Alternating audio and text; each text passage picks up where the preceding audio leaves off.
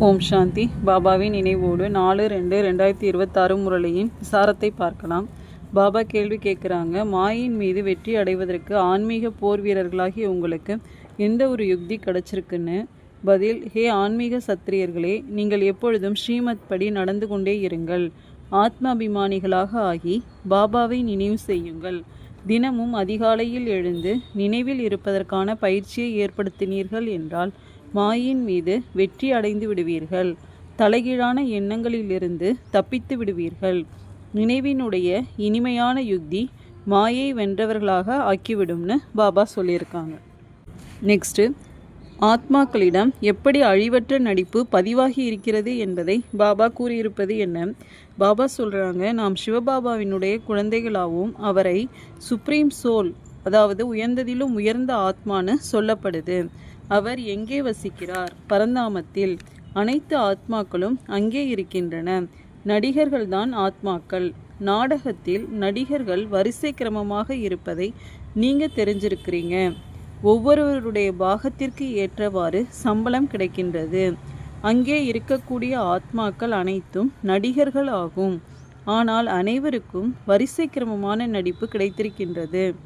ஆத்மாக்களிடம் எப்படி அழிவற்ற நடிப்பு பதிவாகி இருக்கிறது என்பதை ஆன்மீக தந்தை வந்து புரிய வைக்கின்றார். அனைத்து ஆத்மாக்களின் நடிப்பும் ஒரே மாதிரி இருக்க முடியாது.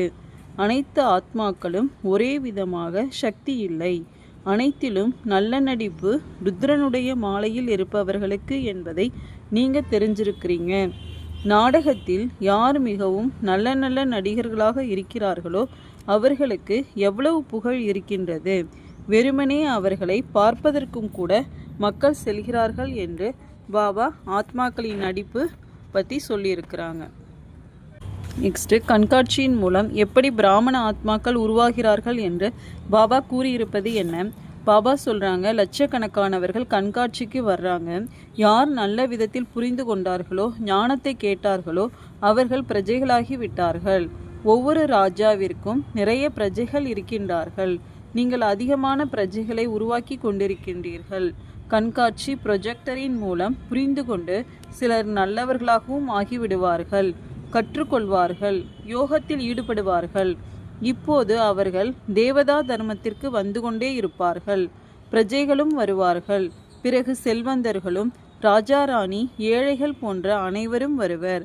இளவரசன் இளவரசிகள் நிறைய பேர் இருக்கின்றார்கள். சத்யுகத்திலிருந்து திரேதாயுகம் வரை இளவரசன் இளவரசிகள் உருவாக வேண்டும். வெறும் 8 அல்லது 108 மட்டும் இருக்க மாட்டார்கள் இல்லையா? ஆனால் இப்போது அனைவரும் உருவாகி கொண்டிருக்கிறார்கள்னு பாபா சொல்கிறாங்க.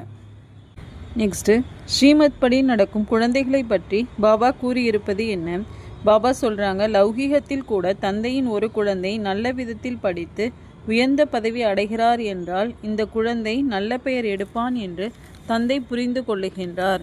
இவரும் கூட இந்த குழந்தை இந்த ஆன்மீக சேவையில் புத்திசாலி என்று புரிந்து கொள்ளுகின்றார். முக்கியமானது சொற்பொழிவாகும்.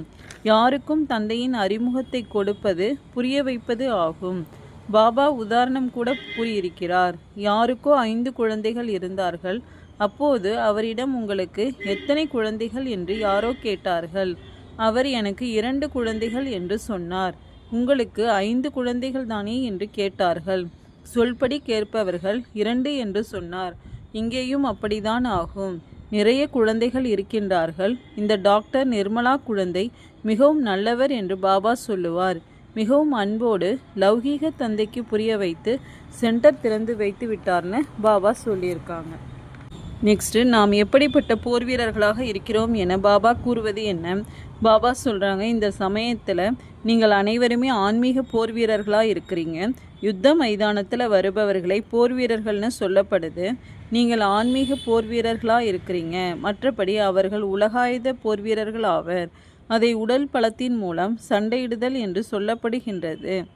ஆரம்பத்தில் கைகளினால் மல்யுத்தம் நடைபெற்றது. தங்களுக்குள் சண்டையிடுவார்கள். பிறகு வெற்றி அடைந்தார்கள். இப்போது பாருங்கள், அணுகுண்டுகள் போன்றவை உருவாக்கப்பட்டுள்ளன. நீங்களும் போர் வீரர்களே, அவர்களும் போர் வீரர்கள்தான். நீங்கள் மாயின் மீது ஸ்ரீமத் படி நடந்து வெற்றி அடைகிறீர்கள். நீங்கள் ஆன்மீக போர் வீரர்களாவீர்கள்னு பாபா சொல்லியிருக்காங்க. நெக்ஸ்ட்டு ஹரித்வார் என்பதற்கு பாபா கூறும் அர்த்தம் என்ன? பாபா சொல்கிறாங்க, ஹரித்வார்னு பெயர் வைத்திருக்கிறாங்க. ஹரித்வார் என்றால் ஹரியின் நுழைவாயில் என்பதாகும். அங்கே கங்கை பாய்கிறது. நாம் கங்கையில் குளிப்பதன் மூலம் ஹரியின் வாசலுக்கு சென்று விடுவோம் என்று நினைத்து கொள்கிறாங்க. ஆனால் ஹரியின் வாசல் எங்கே இருக்கின்றது? பிறகு அதை கிருஷ்ணருக்கு சொல்லிவிடுகின்றார்கள். ஹரியின் வாசல் சிவபாபா ஆவார். துக்கத்தை போக்கி சுகத்தை வழங்குபவர் ஆவார். முதலில் நீங்கள் உங்களுடைய வீட்டிற்கு செல்ல வேண்டும்னு பாபா சொல்லியிருக்காங்க.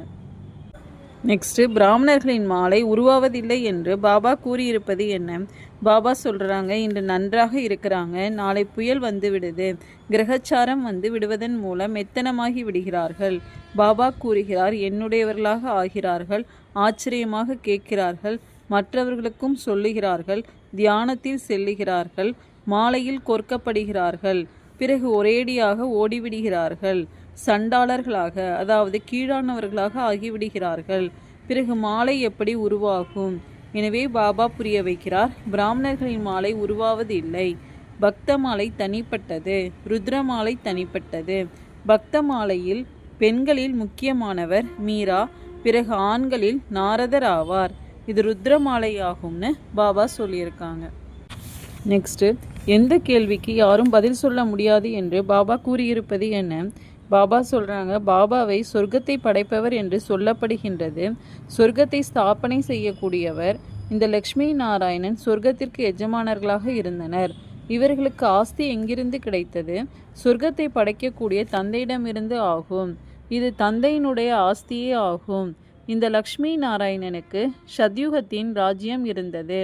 இவர்களுக்கு இது எப்படி கிடைத்தது என்று நீங்கள் யாரிடத்தில் வேண்டுமானாலும் கேட்கலாம்.